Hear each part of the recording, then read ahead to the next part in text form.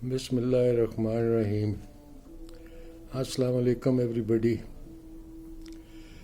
अभी काफ़ी अरसे तो दुनिया में अगर कोई इंस्टीट्यूशन तरक्की कर रहा है या बिज़ी है तो वो मीडिया है all over the world. The way things are going all over the world, तो मीडिया को तो बात करने को रोज़ कोई ना कोई चांस मिल जाता है।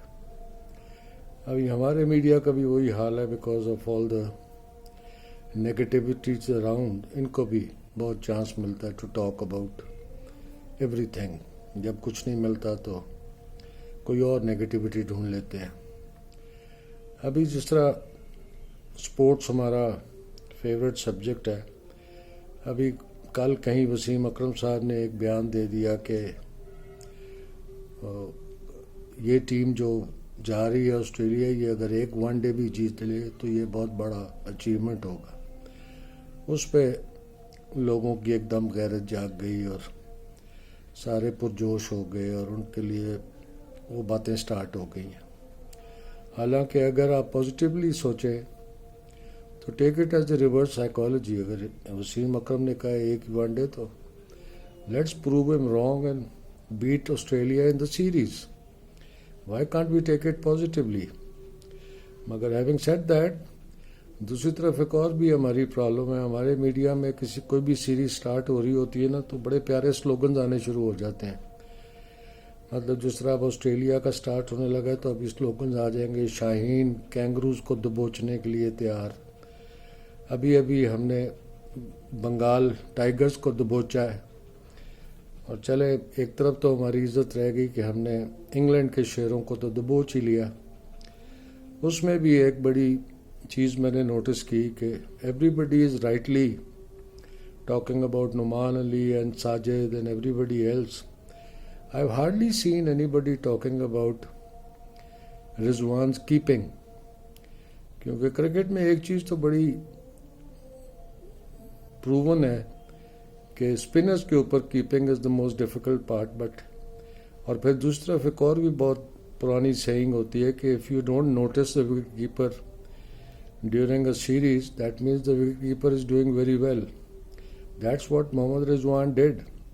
कोई कैच ड्रॉप नहीं किया, कोई स्टंपिंग मिस नहीं की। But I hardly see anybody talking about Rizwan's performance in this series that just ended.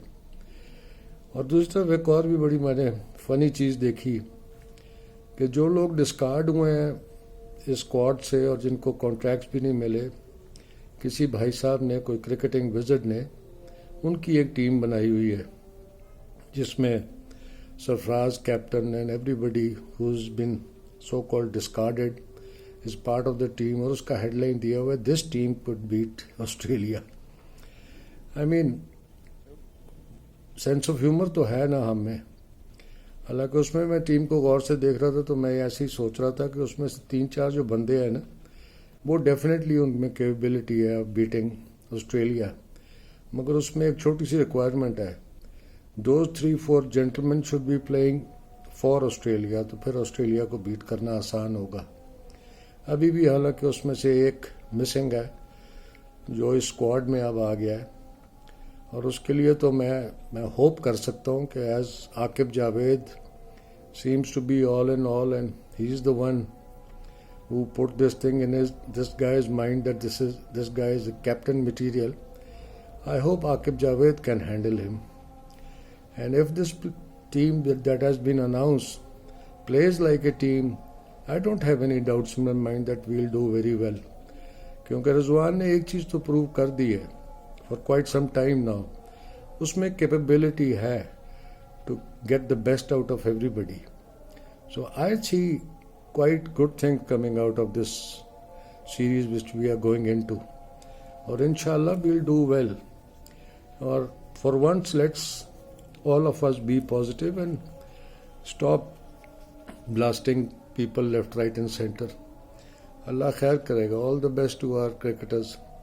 और let's see, I hope this time Shaheen kangaroos को दबोच लें। Thank you. अस्सलाम वालेकुम।